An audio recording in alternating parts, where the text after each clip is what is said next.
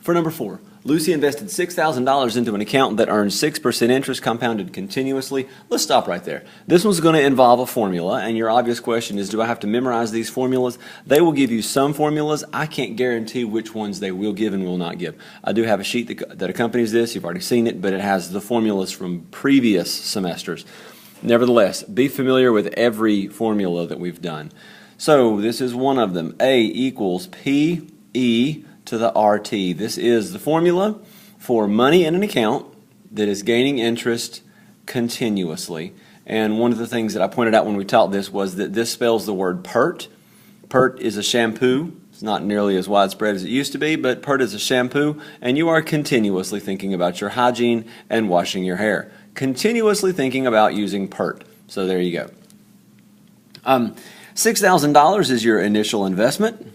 Well, Lucy's initial investment, yours if your name is Lucy, and that's 6%, so make it 0.06, and we're going to continue to look and see what we need. Approximately how long? How long is a question of time, so it's asking for T, they don't know T, and they want it to be valued at $25,000, so $25,000. Okay, I'm going to work this thing out two different ways.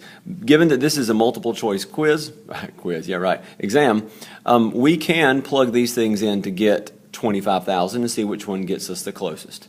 That's the obvious thing to do. Nevertheless, it might be worded in a way to which the answer choices would not be nearly as obvious, and you would still have to know how to do what I'm about to do. So the first way, like I said, is to just plug them in, and I'm just going to randomly guess here. I don't even know the answer right now. I have an answer key right beside me, but I'm not going to look at it yet. 0.06 times, just going to try that out, and if it gives me 25,000, then I'm done, and it's not, so it's not, and we can keep going with this until we find it. Some of you are probably pausing the video right now, and you're just going to go ahead and do that. Please don't do it. Please watch this. We are going to solve for T because you need to know this procedure. Even if you're going to do guess and check, you need to know this procedure. So here we go, 25,000 divided by 6,000, 25 divided by 6 is 4 1/6, 4.16. Repeating, I'm going to carry all those decimals with me.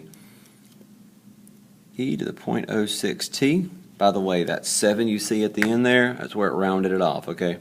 Don't say that it repeats up until the end. It keeps on repeating, it just rounded it off. Calculators do that. This is in exponential form with an E. This is going to involve a natural logarithm. So the natural log of, I'm going to wait right here and let you figure out what the next line is before I write it. Natural log of what?